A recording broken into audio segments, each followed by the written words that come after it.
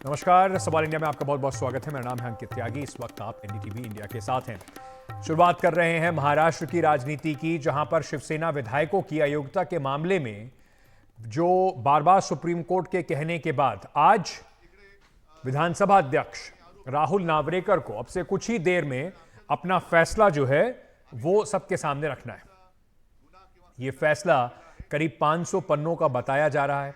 जून 2022 में एकनाथ शिंदे के नेतृत्व में शिवसेना के कई विधायक मुख्यमंत्री उद्धव ठाकरे के खिलाफ बगावत करके अलग हो गए थे।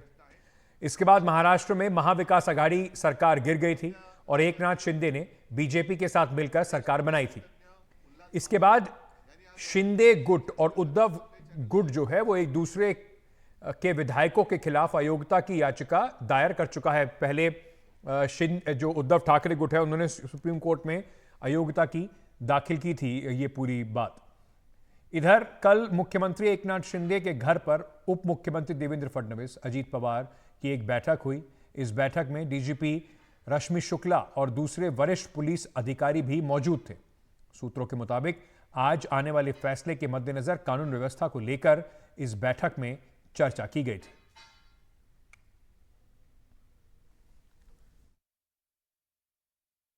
10th शेड्यूल में जो प्रोविजंस है जिनका इंटरप्रिटेशन आज तक कुछ प्रोविजंस का हुआ नहीं है, कोई ऐसे विशेष घटनाएं हुई है जिसका इंटरप्रिटेशन अभी तक किसी केस में हुआ नहीं है, वैसे इंटरप्रिटेशन इस केस में करने की ज़रूरत थी और इस केस में उस प्रकार से उचित सभी कानून के प्राविधानों का विचार करके उचित निर्णय लिया जाने वाला है, जो निश्चित रूप से एक उदाहरणात्मक निर्णय इस राष्ट्र के लिए 10th शेड्यूल के मामले में रहेगा। कि हमारे पास मेजॉरिटी है, विधानसभा में 67%, लोकसभा में 75%, हमारे पास 13 सांसद है और हमारे पास 50 विधायक है और इसी के बलबूते पर मेजॉरिटी पर चुनाव आयोग ने हमें ओरिजिनल पार्टी शिवसेना पार्टी करके रिकॉग्नाइज किया है। धनुष्यबाण है जो सिंबल, वो हमें रिकॉग्नाइज किया है, वो दिया हुआ है और इसलिए मैं चाहता हूं कि स्पीकर महोदय जी भी मेरिट पर हमारे को निकाल देंगे। जो रिजल्ट होगा वो मेरिट पे होना चाहिए और मेरिट पे हम लोग शिवसेना है, हम लोग सिंबल धनुष्यबाण है। तो सीधे चलते हैं मेरे सहयोगी सुनील सिंह के पास, उनसे जानकारी लेंगे। लेकिन उससे पहले मैं आपको जरा ये बताना चाहता हूं कि पालघर में कुछ लोगों ने आज उद्धव ठाकरे गुट में प्रवेश किया है। इस पर बोलते हुए उद्धव ठाकरे ने कहा कि बड़ी संख्या में पार्टी में प्रवेश हो रहे हैं और हम एक दूसरे के खिलाफ, तब भी लोग मेरे साथ हैं, शक्ति लाने के लिए लोग मेरे साथ आए हैं। तो ये एक घटना जो है इस वक्त इस राजनीतिक तौर पर बहुत अहम हो जाती है। तो पहले जरा उद्धव ठाकरे की बात सुन लेते हैं और उसके बाद चलेंगे सुनील सिंह के पास। तुम्ही प्रसार माध्यमातून पाहत असाल की रोज झुंडीच्या झुंडी असंच मी म्हणेन, लोंढेच्या लोंढे हे शिवसेनेत येत आहेत आणि या नुसत्या झुंडी किंवा नुसत्या लोंढे नाही तर हे मर्द सैनिकांच्या तुकडे आहेत, नुसते लोंढे नाहीये, हे लढवय्यांचे सगळे तुम्ही जसे आलात आज लढण्यासाठी। आणि सगळ्या वेळेस प्रत्येक वेळेस मी हेच सांगत असतो की साधारणतः राजकारण म्हटल्यानंतर सुनील सिंह मेरे सहयोगी इस वक्त हमारे साथ जुड़ रहे हैं, सीधे उन्हीं के पास चलते हैं। सुनील, बहुत महत्वपूर्ण फैसला है और ये कहीं ना कहीं इसी के मद्देनजर जो राजनीति में महाराष्ट्र के अंदर इतने बदलाव देखने को मिल रहे थे, बार बार ये बात कही जा रही थी कि अगर ये अयोग्य हो गए, शायद इसी से बचने के लिए अजीत ठाकरे फैक्शन जो है तोड़कर एनसीपी का वहां पर लाया गया, जिससे कि सरकार जो है वो स्थिर रहे, उसमें कोई मुसीबत ना आए। किस तरीके से तैयारियां की जा रही हैं और इसका इमीडिएट असर क्या होगा?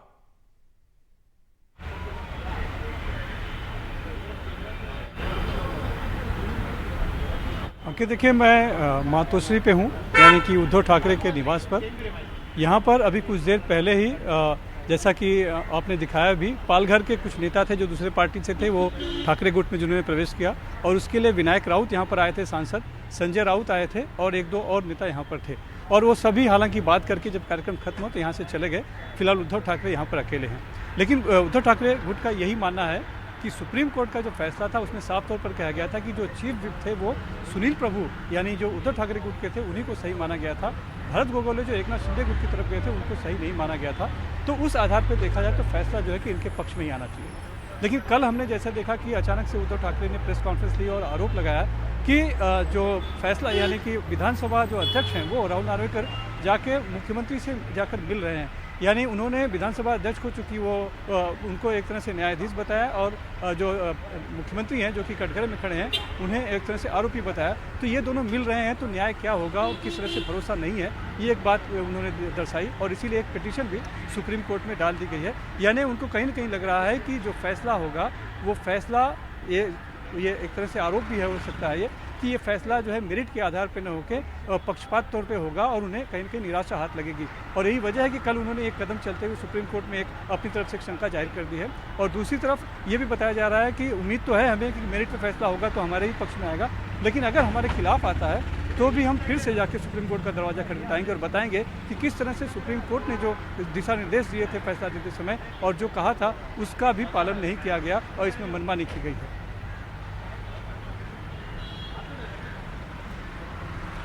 सुनील, मुझे ये भी आपसे जानकारी चाहिए कि जाहिर सी बात है जो जिसके खिलाफ फैसला जाएगा वो फिर से कोर्ट का दरवाज़ा खटखटाएगा, तो ये बात यहाँ ख़त्म हो जाएगी ऐसा दिखता नहीं है। लेकिन इसका जो समर्थक हैं, चाहे वो उद्धव ठाकरे के समर्थक हो चाहे एकनाथ शिंदे के समर्थक हो, उन पर क्या असर पड़ेगा? देखिए, स्वाभाविक तौर पर जिसके पक्ष में फैसला आएगा वो तो खुशियां मनाएंगे और जिसके पक्ष में फैसला नहीं जाएगा, जिसके खिलाफ जाएगा, वो थोड़े से दुखी होंगे। तो कल जो एक संदर्भ जोड़ा जा रहा है कि कल देर शाम एक मीटिंग हुई थी, मुख्यमंत्री, डीसीएम या उप मुख्यमंत्री और गृह मंत्री सभी थे और साथ में जो नई डीजीपी बनी है रश्मि शुक्ला उन्हें भी बुलाया गया था और मंत्रणा की गई। तो ये जताया जा रहा था कि वो इस फैसले के आने के बाद अगर खिलाफ फैसला जाता है तो हो सकता है कि राज्य में कहीं ना कहीं कुछ अनहोनी हो सके या फिर कोई उद्धव ठाकरे गुट गुस्सा पैदा कर सके। इसके लिए कानून व्यवस्था को बनाए रखने के लिए एक तरह से मीटिंग थी।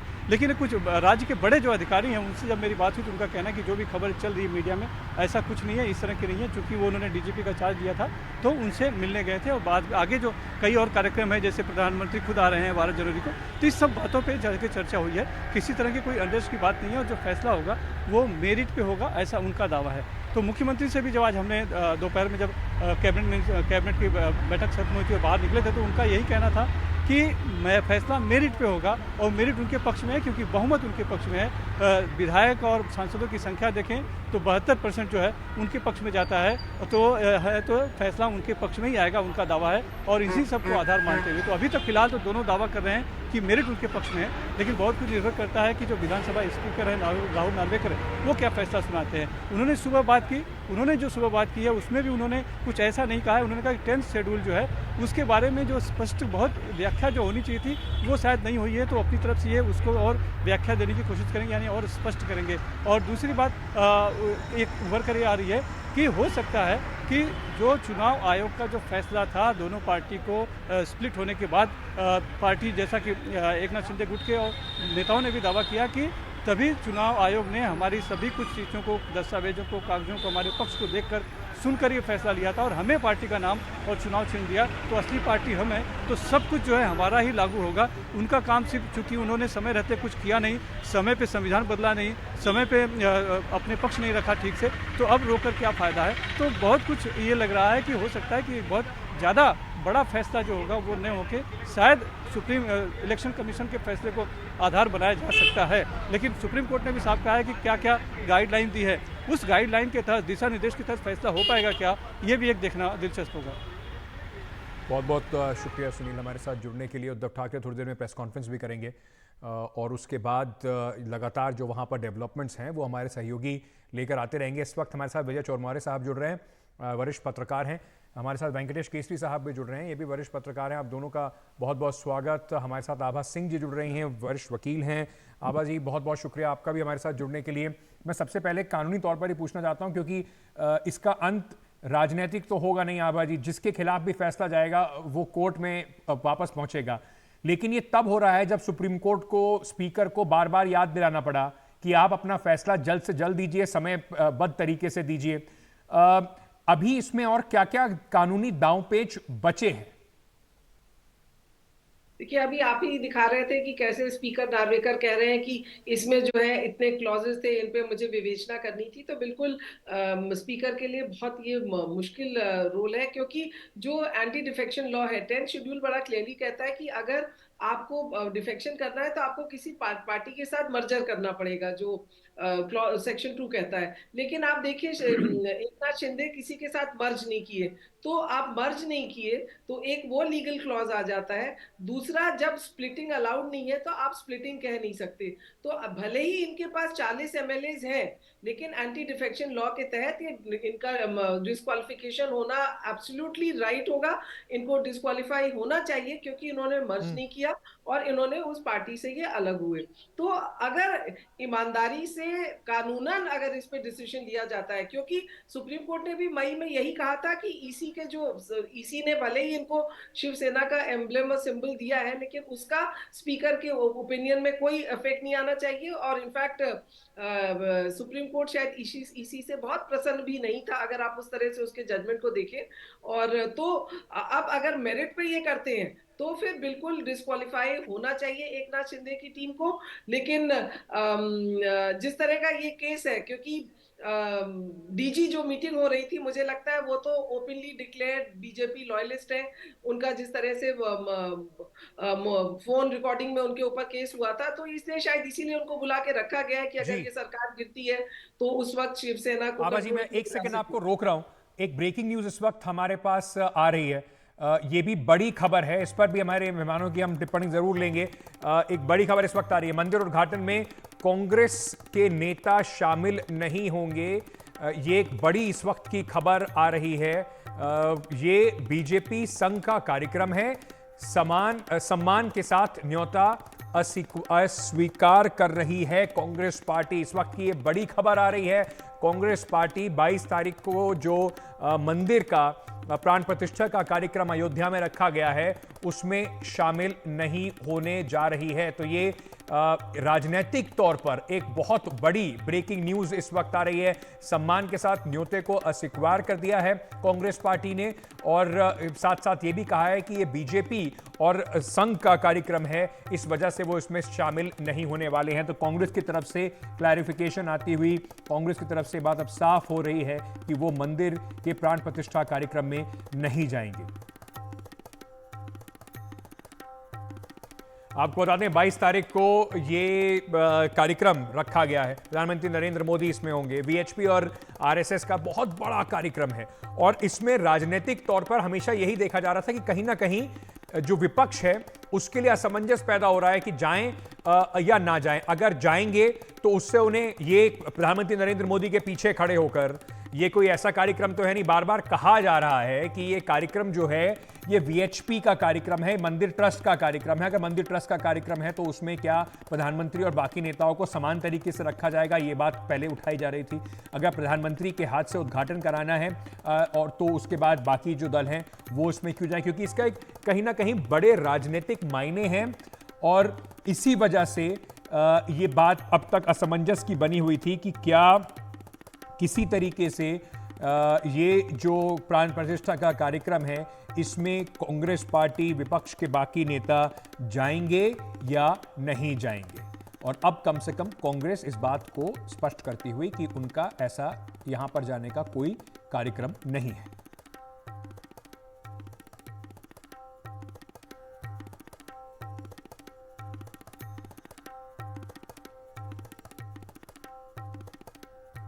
मंदिर उद्घाटन में कांग्रेस के नेता शामिल नहीं होंगे, ये इस वक्त की बड़ी ब्रेकिंग न्यूज़ आ रही है।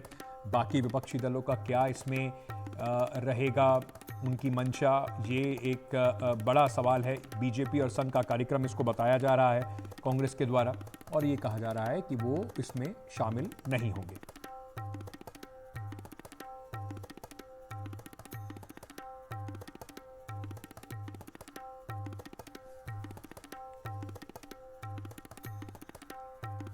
मेरे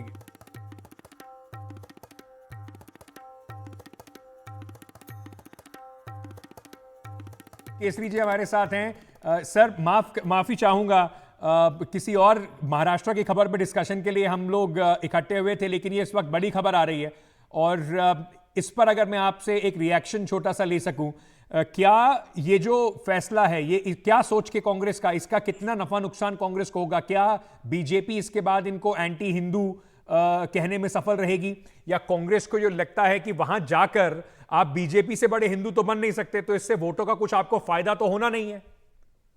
ऐसा है कि कांग्रेस के पॉइंट ऑफ व्यू से ये बहुत सही निर्णय उन्होंने लिया है। अगर वो वहां जाते तब भी बीजेपी उनको एंटी हिंदू कहती थी। अब वहां जाके मोदी नरेंद्र मोदी जी के लिए तालियां बजाना इसके बेहतर, क्योंकि सामने चुनाव है, उनके सामने खिलाफ बोलना है। और कौन हिंदू है और कौन हिंदू नहीं है ये कोई राजनीतिक दल तय नहीं कर सकता। ये तो हर एक की आस्था की बात है। ना राजनीतिक दल तय कर सकता है, ना धर्माचार्य तय कर सकते हैं। तो अगर कांग्रेस हिंदू है तो कांग्रेस के नेता, उनकी जो अवधारणा है, उनके जो कार्यकर्ता है, उनको जो वोट मिलता है, तो उसके ऊपर निर्भर करेगा। बीजेपी वैसे भी कांग्रेस को कटघरे में रखना चाहती थी और रखेंगी भी। तो कांग्रेस ने अपनी तरफ से पोजीशन क्लियर किया है। अकेली कांग्रेस नहीं है, जो रीजनल पार्टीज है, जैसा ममता बनर्जी ने कहा कि वो नहीं जाएंगे, लेफ्ट ने कहा वो नहीं जाएंगे, जनता दल यूनाइटेड नहीं जाएगा, आरजेडी नहीं जाएगा। तो ये सब लोगों को बीजेपी कह सकती है कि वो एंटी हिंदू है, लेकिन उससे जमीनी हकीकत में परिवर्तन नहीं होगा। ये तो चुनाव की बात है, चुनाव में लोग तय करेंगे। बिल्कुल सही बात है, चुनाव में लोग तय करेंगे। विजय चौर मोरे जी, लेकिन एक तरफ कांग्रेस की बात है, वो अपने स्पष्ट कर रहे हैं कि वो यहां नहीं जाएंगे। इसका राजनीतिक नफा नुकसान क्या होगा ये तो वक्त ही बताएगा, लेकिन इंडिया अलायंस में उनके साथ उद्धव ठाकरे भी हैं। उद्धव ठाकरे ने बार बार ये बात कही कि उनको किसी न्योते की जरूरत नहीं है अयोध्या जाने के लिए। तो क्या 22 तारीख को उद्धव ठाकरे जाएंगे या वो भी नहीं जाएंगे? नहीं, उद्धव ठाकरे की तरफ से अब तक कोई जाएंगे या नहीं जाए इसके बारे में कोई स्पष्टीकरण नहीं आया है। मगर मुझे लगता है कांग्रेस का ये जो निर्णय आज का है बड़ा डेयरिंग वाला निर्णय है, क्योंकि पिछले कुछ दिनों से जिस तरह कांग्रेस के बारे में चर्चा चल रही थी, कांग्रेस की पार्टी में अंदर से भी अलग अलग राय आ रही थी। इतना माहौल बड़ा बन गया है जो अयोध्या के कार्यक्रम का, उसका बड़ा दबाव था कांग्रेस पर। उस दबाव के चलते कांग्रेस ने नहीं जाने का निर्णय लिया है। मुझे लगता है ये सोच समझकर निर्णय लिया होगा। और उद्धव ठाकरे हो, एनसीपी हो, इन पार्टियों ने मंदिर जाने के बारे में कोई सकारात्मकता दिखा है। हम जा सकते हैं, कभी भी जा सकते हैं, मगर जो इंडिया अलायंस की बाकी पार्टी है उनके साथ रहने का निर्णय कांग्रेस ने लिया है, ऐसा दिखता है। मेरे सहयोगी प्रशांत भी इस वक्त हमारे साथ जुड़ रहे हैं। जयराम रमेश जो कांग्रेस के मीडिया इंचार्ज है, उन्होंने एक चिट्ठी लिखकर ये सार्वजनिक किया है और कहा है कि बिल्कुल सम्मान के साथ हम इसे अस्वीकार कर रहे हैं। ये कार्यक्रम बीजेपी और संघ का कार्यक्रम है, इस वजह से हम वहां जा नहीं रहे। प्रशांत, बार बार ये बात हो रही थी और कहीं पर देखने को मिल रहा था कांग्रेस के कुछ नेता, चाहे हिमाचल के मुख्यमंत्री हों, जो कह रहे थे हम वहां पर जाएंगे, बाकी कह रहे थे देखेंगे, न्योता मिलेगा तो जाएंगे। अब कम से कम कांग्रेस ने अपनी स्थिति साफ कर दी है। इसको राजनीतिक तौर पर अब किस तरीके से आप देख रहे हैं? नहीं, देखिए, बिल्कुल जो जयराम रमेश का वक्तव्य है आपने देखा है, और उसमें उन्होंने कहा है कि बीजेपी इसका राजनीतिक लाभ उठाने के लिए पूरी कवायद कर रही है और अभी मंदिर अर्धनिर्मित है। कांग्रेस का ये दावा है कि मंदिर अभी पूरा निर्माण हुआ नहीं हो, केवल चुनाव के नज़रिए से मंदिर उद्घाटन का काम हो रहा है। तो कांग्रेस ने अब ये रास्ता चुना है। जाहिर तौर पर इस पर इसकी राजनीतिक प्रतिक्रिया भी आएगी और देखना ये दिलचस्प होगा कि इंडिया गठबंधन के भीतर भी क्या जो कांग्रेस की राय है, जो सार्वजनिक तौर पर अब कांग्रेस ने बताई है, उस पर कितनी पार्टियां सहमति होती हैं। खासकर शिवसेना उद्धव ठाकरे जो गुट है, वो जो पार्टी है या उसकी तरह कुछ अन्य पार्टियां हैं, वो कांग्रेस के इस फैसले को किस तरह से देखती हैं।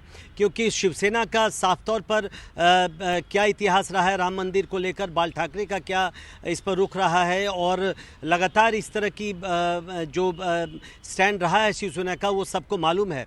तो देखना ये दिलचस्प होगा कि अब इंडिया गठबंधन की भी पार्टियां, क्या सभी पार्टियां कांग्रेस के इस रुख से सहमत होती हैं, या कईयों को लगता है कि नहीं, उद्घाटन के अवसर पर जिन जिन नेताओं को निमंत्रण कम से कम मिला है उनको ज़रूर जाना चाहिए।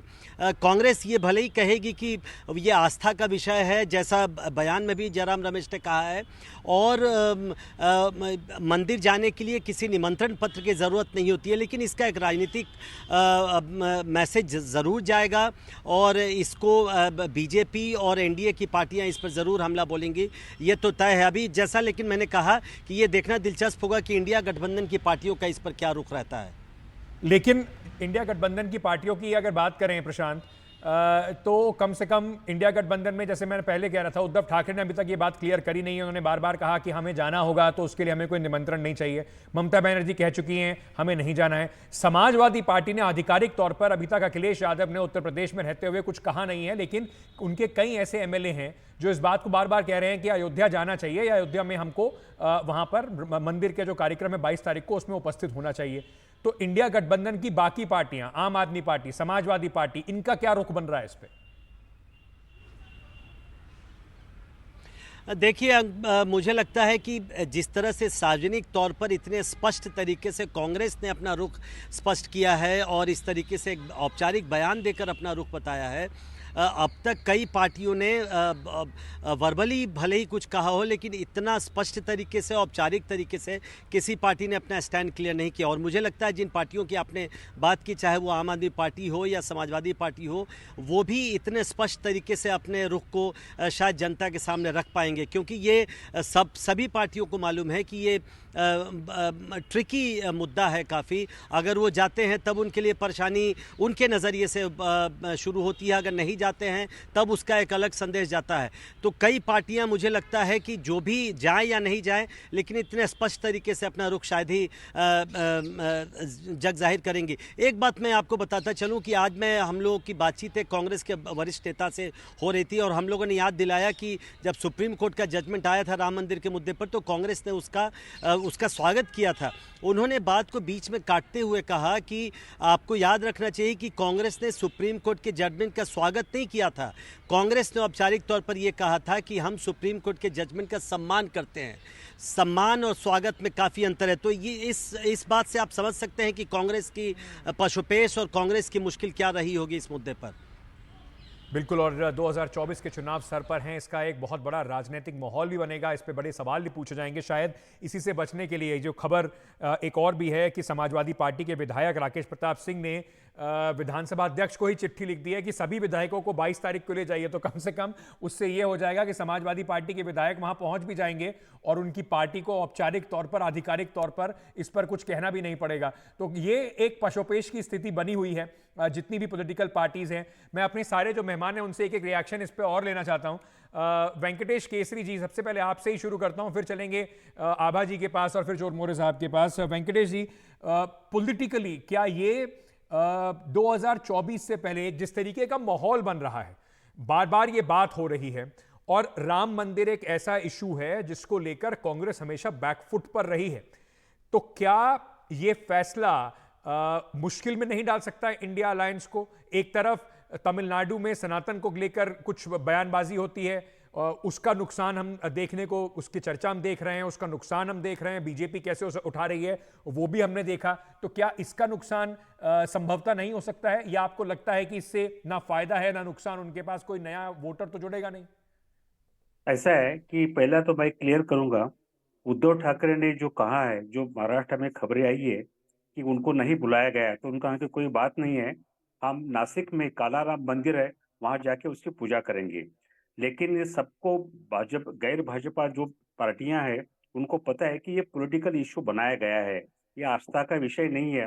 जिस तरीके से प्रोपेगेंडा चल रहा है, जिस तरीके से सोशल मीडिया का इस्तेमाल हो रहा है, तो उससे उनको पता चला कि पॉलिटिकल है।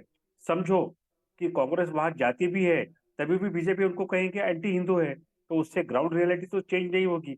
और जहां तक इंडिया अलायंस की बात है, बहुत सारे पार्टियों ने स्पष्ट कर दिया कि हम मंदिर वहां इनॉग्रेशन में नहीं जाएंगे। समाजवादी पार्टी को आज ना कल तो क्लियर करना पड़ेगा जाना है नहीं जाना है। समाजवादी पार्टी छोड़ दिए, इवन शिवसेना ने कहा कि हम हिंदू है, हम राम मंदिर के पक्ष में है, लेकिन हम वहां तालियां बजाने नहीं जाएंगे, और उनको वहां ऑर्गेनाइजर ने बुलाया भी नहीं है। तो मुझे लगता है कि जहां पोलराइजेशन होना था वो हो चुका है। लोगों को पता है कि कौन हिंदू है कौन हिंदू नहीं है। लेकिन ये चुनाव हिंदुत्व पे होगा, राम मंदिर पे होगा, क्या मोदी के गारंटी पे होगा, क्या प्रोग्राम पे होगा, या परफॉर्मेंस पे होगा, उसके लिए अभी 2-3 महीने बाकी है। तो एक बिल्कुल सिंगल इशू पे बिल्कुल। ये आने वाला चुनाव तो हो नहीं सकता। आबा जी, वकील होने के साथ साथ आप पॉलिटिकल कमेंटेटर भी हैं, कई जगह पर आप अपनी बात बड़ी बेबाकी से रखती हैं। आपको लगता है कि कांग्रेस फंस गई है इस फैसले को लेकर, या उनको इससे कोई नफा नुकसान होना नहीं था? आपको जरूरी नहीं है इस कार्यक्रम में जाके अपने आप को हिंदू घोषित करना, उसके अलावा भी आप अपनी राजनीति चला सकते हैं। बिल्कुल, देखिए कांग्रेस को जाना चाहिए था, क्योंकि जिस तरह से भारत का इकोसिस्टम है कि राम राम घर में बसे हैं, लोगों की सांसों में बसे हैं, तो एक एक तरह से अनादर होगा ना जाना। आपकी आइडियोलॉजी कुछ भी हो, इलेक्शन का नफा नुकसान ना हो, लेकिन लोगों को बुरा जरूर लगेगा, राम भक्तों को। पॉलिटिक्स छोड़ दीजिए कि एक इतनी बड़ी चीज इस देश में बन रही थी, इतने मुश्किल से बन रही थी, तो कांग्रेस को उसमें जाना चाहिए था। और उद्धव ठाकरे को ना बुलाना, वो भी मुझे सही नहीं लगता। उद्धव ठाकरे को बुलाया जाना चाहिए था, क्योंकि शिवसेना का भी रोल इसमें बहुत बड़ा रहा है। और मेरा मानना है कि राम जो है वो पॉलिटिक्स से ऊपर है, आस्था में है, भक्ति में है, विश्वास में है।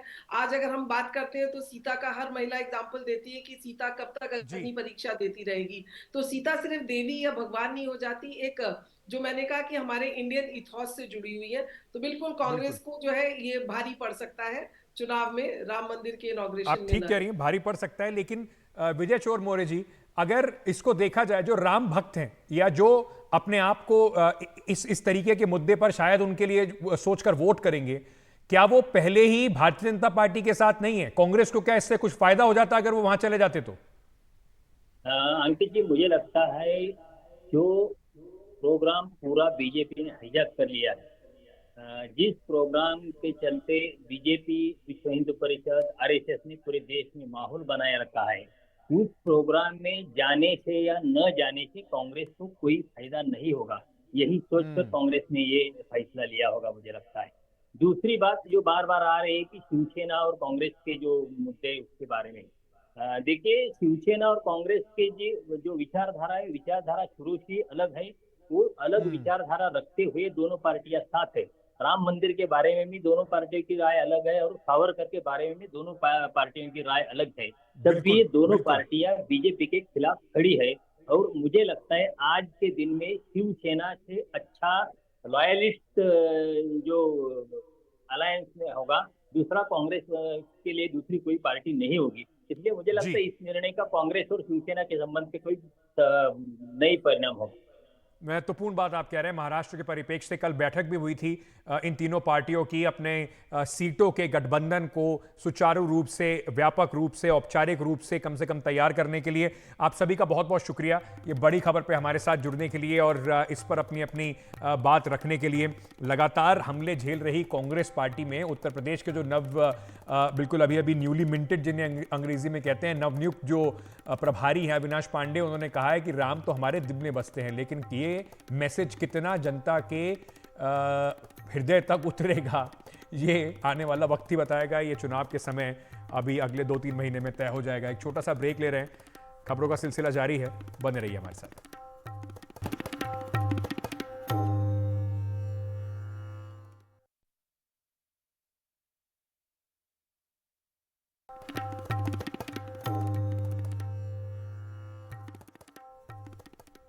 गोवा में एक मां पर अपने ही 4 साल के बेटे की हत्या का आरोप है। फिलहाल शव का पोस्टमार्टम हो चुका है। उसमें जो बातें सामने आई हैं वो चौंकाने वाली है। बच्चे का मौत जो है वो दम घुटने से हुई। आरोपी महिला सूचना सेठ को 6 दिन की पुलिस कस्टडी में भेजा गया है। इस बीच गोवा पुलिस के सूत्रों ने जानकारी दी है कि गोवा में होटल के कमरे से 2 कफ सिरप की बोतलें भी मिली हैं। एक बोतल आरोपी खुद लाई थी, दूसरी होटल स्टाफ से मंगाया गया था। इसमें बच्चे जो पुलिस की थ्योरी है उसकी अगर माने तो पुलिस की थ्योरी को बल मिलता है। पुलिस की जो रिमांड है वो भी जांच में, अभी पुलिस कह रही है कि वो सहयोग वो महिला नहीं कर रही है। वो लगातार दावा कर रही है कि उसने हत्या नहीं की है।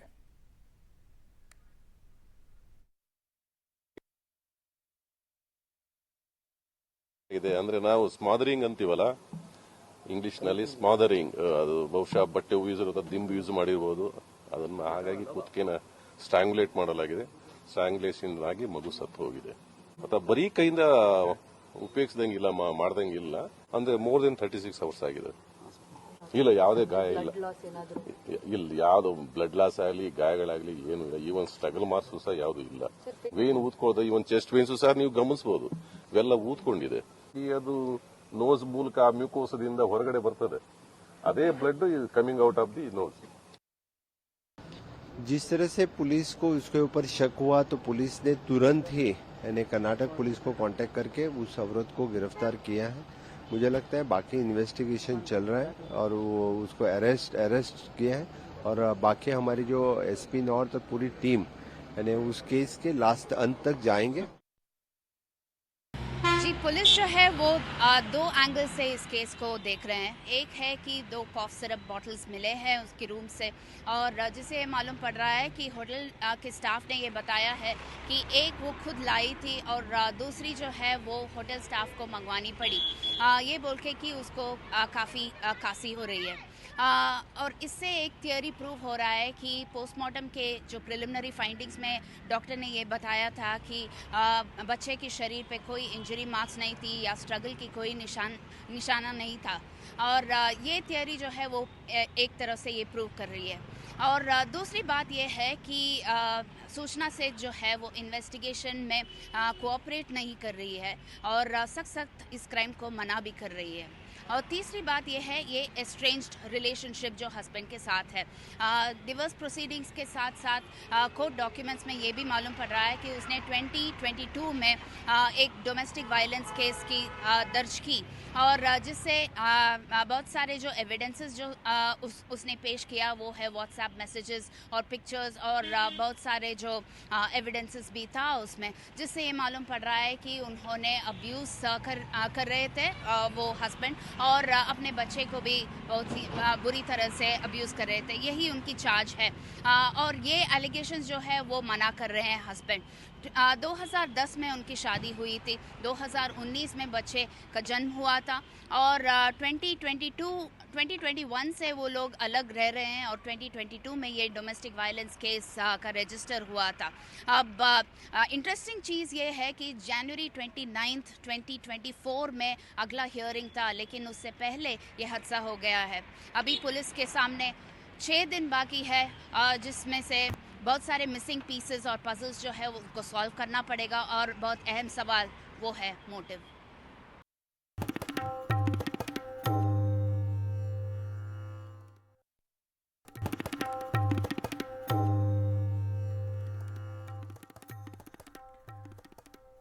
इस वक्त झारखंड से एक बड़ी खबर आ रही है. सूत्रों के हवाले से एक खबर ये है कि जहां राज्य सरकार ने अपने अधिकारियों को एक गोपनीय चिट्ठी लिखी है.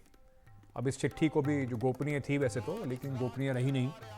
गोपनीय चिट्ठी में लिखा गया है, अपने वरिष्ठ अधिकारियों से सरकार कह रही है कि कोई भी जानकारी ईडी और सीबीआई को जवाब जो है, जो भी जानकारी देनी हो वो नहीं देने को कहा गया है. यानी कि अब बंगाल के बाद झारखंड दूसरा राज्य होगा जहां पर केंद्रीय एजेंसी और स्थानीय अधिकारियों के बीच में विवाद बढ़ सकता है.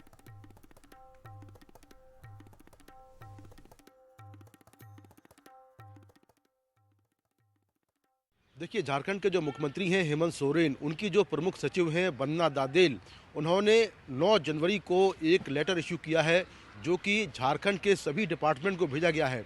उसमें कहा है कि जो सीबीआई है, ईडी है या आईटी डिपार्टमेंट है, ये एजेंसियां जो केंद्रीय एजेंसियां हैं, ये लगातार झारखंड में अलग अलग मामलों को लेकर छापेमारी कर रही हैं.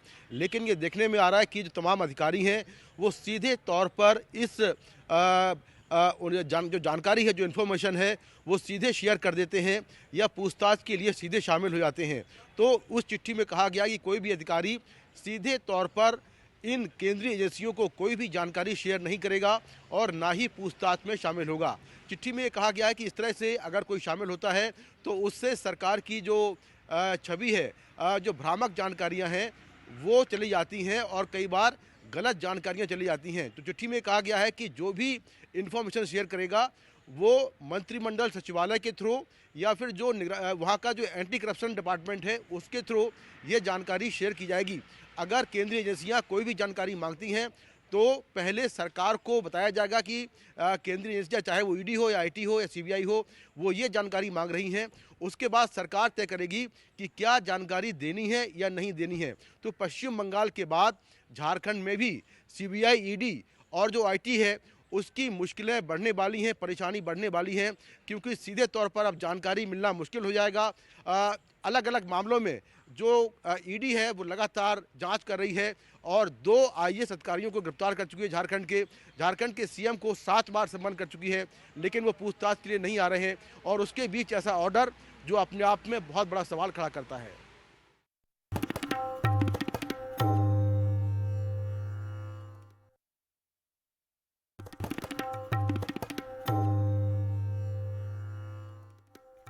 प्रधानमंत्री नरेंद्र मोदी ने आज वाइब्रेंट गुजरात समिट का उद्घाटन किया। गांधीनगर के महात्मा मंदिर में हो रहे इस समिट को संबोधित करते हुए प्रधानमंत्री नरेंद्र मोदी ने कहा कि अगले 25 साल के लक्ष्य पर काम कर रहे हैं। 2047 तक भारत को विकसित राष्ट्र बनाना है। वाइब्रेंट गुजरात ने 20 साल में निवेश के नए गेटवे बनाए। इस समिट की थीम गेटवे टू फ्यूचर रखी गई है। भारत विश्व मित्र की भूमिका में आगे बढ़ रहा है। प्रधानमंत्री ने यह भी कहा कि भारत आज दुनिया की 5वीं बड़ी अर्थव्यवस्था है और अगले कुछ सालों में 3री बड़ी अर्थव्यवस्था बन जाएगी। ये वो मंच जहां से आगवानी करते हुए प्रधानमंत्री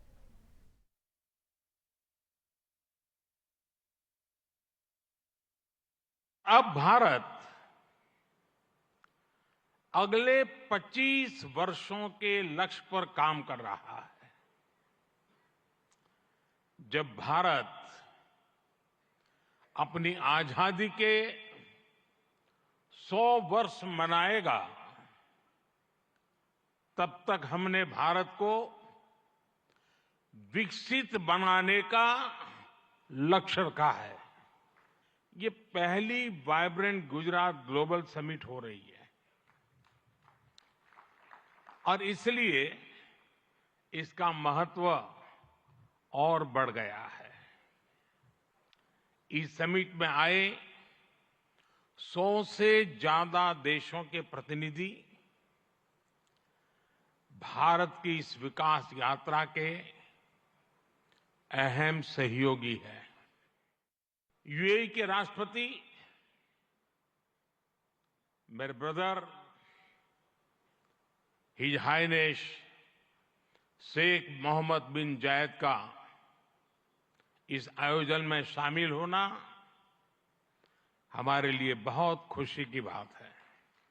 भारत और यूएई के दिनों दिन मजबूत होते आत्मीय संबंधों का प्रतीक है।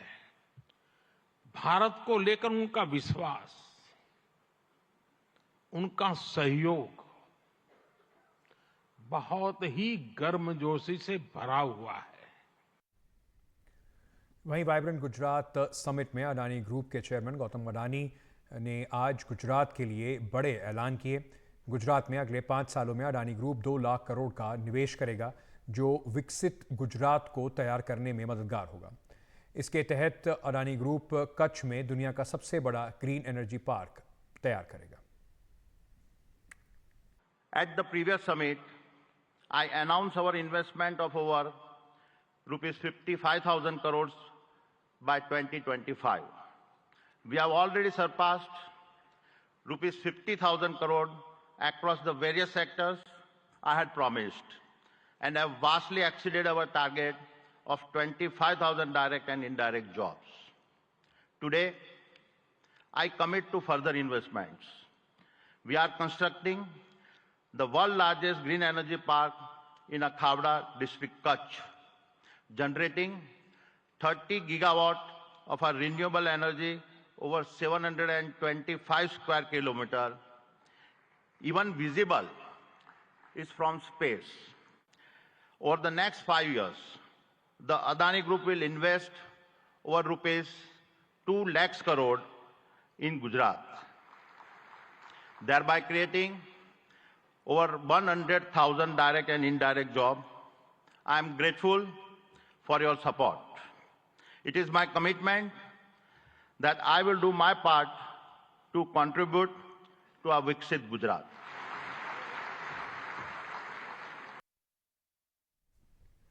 अभी के लिए सवाल इंडिया में इतना ही। खबरों का सिलसिला NDTV इंडिया पर जारी है, बंद रहिए हमारे साथ।